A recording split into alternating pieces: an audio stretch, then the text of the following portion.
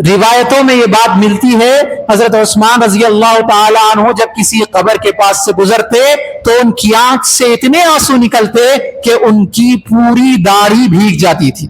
اتنے زیادہ آنسو ان کے نکلتے تھے۔ لوگ ان کی اس کیفیت کو دیکھ کر پوچھتے کہ آپ کے سامنے جب جنت کا جہنم کا تذکرہ آتا ہے آپ اس طرح زار و قطار نہیں روتے، لیکن جب آپ کسی قبر کے پاس سے گزرتے ہیں تو آپ کا یہ عالم ہوتا ہے کہ آپ اتنا روتے ہیں کہ آپ کی داڑھی بھیگ جاتی ہے، کیا معاملہ ہے؟ حضرت عثمان رضی اللہ تعالی عنہ نے کہا کہ مجھے وہ بات یاد آ جاتی ہے جو میں نے حضور صلی اللہ علیہ وسلم سے سنی کہ حضور صلی اللہ علیہ وسلم نے ارشاد فرمایا کہ آخرت کی منزلوں میں سب سے پہلی منزل قبر ہے، جس کی یہ منزل آسان ہوگی آگے کی منزلیں اس کے لیے آسان ہو جائیں گی، اور جس کی یہ منزل مشکل ہو گئی اس کے لیے آگے کی راہیں آگے کی منزلیں دشوار ہو جائیں گی۔ اس لیے میں ڈرتا ہوں، یعنی حضرت عثمان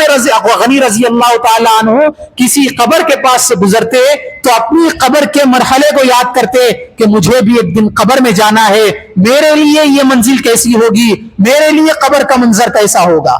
یہ کتنا زیادہ ان کے اندر خوف الہی تھا کہ جن کو دنیا میں جنت کی بشارت دے دی گئی، کہ جن کی سخاوت سب سے اعلیٰ تھی، جن کے اندر شرم و حیا اتنی اعلیٰ تھی، جو مسلمانوں کے لیے خلیفہ سوم کا درجہ رکھتے ہیں، لیکن ان کے لیے ان کے دل میں اللہ کا خوف، اللہ کا ڈر اور عذاب قبر کے عذاب کا اتنا زیادہ ڈر تھا کہ وہ کسی قبر کو دیکھتے تو اپنے آنسوؤں کو روک نہیں پاتے تھے۔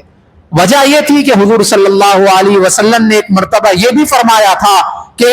سب سے خطرناک منظر جو ہے وہ قبر کا منظر ہے، یعنی حضور صلی اللہ علیہ وسلم نے فرمایا میں نے قبر سے زیادہ خطرناک اور ہولناک منظر نہیں دیکھا، یعنی سب سے خطرناک اور ہولناک اور دل دہلا دینے والا جو منظر ہوگا وہ ہر ایک کے لیے اس کی قبر کا منظر ہوگا۔ تو یہ منظر کو یاد کیا کرتے تھے حضرت عثمان رضی اللہ تعالیٰ عنہ، جس کو یاد کر کے وہ زار و قطار رویا کرتے تھے۔